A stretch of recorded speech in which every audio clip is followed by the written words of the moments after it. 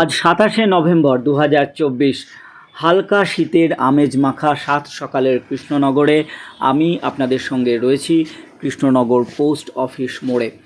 ১ minute এখানে থাকব, সমস্ত কি ঘটছে একেবারে এক জায়গায় দাঁড়িয়ে থেকে দেখব।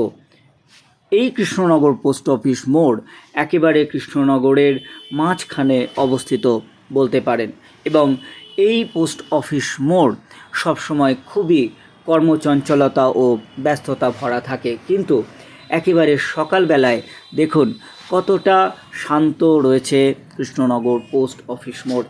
রবীন্দ্রনাথ ঠাকুরের স্ট্যাচু রয়েছে এখানে, ঠিক এর পেছনেই রয়েছে নেতাজি সুভাষচন্দ্র বসুর একটি স্ট্যাচু।